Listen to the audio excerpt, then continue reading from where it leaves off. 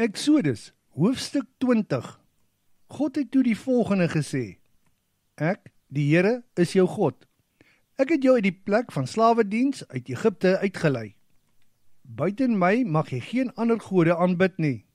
Van enige iets in die hemel daarbo, of op die aarde hieronder, of in die waters onder die aarde, mag jy nie 'n gesnede beeld maak nie. Jy mag nie voor sulke beelde buig of dit aanbid nie. Ek, die Here, is jou God, en ek is baie jaloers daarop. Ek hou kinders verantwoordelik vir dit wat hulle ouers verkeerd gedoen het, tot in die 3de en 4de geslag van hulle wat my haat.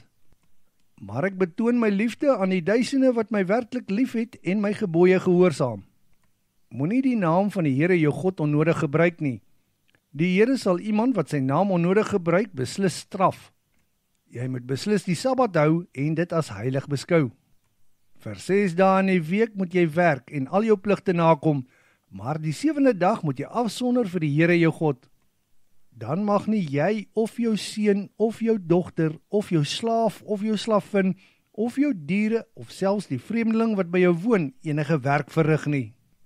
Die Here het die hemel, die aarde en die see met alles wat daarin is in net 6 dae gemaak. Op die 7de dag het hy van al sy werke gerus. Hy het daardie dag geseën en dit geheilig. Jy moet respek vir jou pa en jou ma hê. Dan sal die Here vir jou 'n lang lewe gee in die land waarin jy gaan woon. Moenie moord pleeg nie. Moenie ontrou wees aan jou man of vrou nie. Moenie steel nie. Moenie 'n valse verklaring teenoor 'n ander mens maak nie. Moenie 'n ander mens se huis begeer nie. Moenie 'n ander mens se vrou begeer nie. Moenie 'n ander mens se slaaf, slavin, bees, donkie of enigiets anders wat aan hom behoort begeer nie.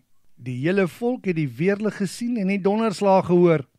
Hulle het ook die berg gesien rook en die ramshoring gehoor. Dit het hulle baie bang gemaak en hulle het ver weg gestaan. Toe sê die volk vir Moses: As u met ons praat, sal ons luister, maar as God met ons praat, sal ons doodgaan. Moses het hulle toe geantwoord: Julle moet nie bang wees nie, want God het gekom om julle te toets.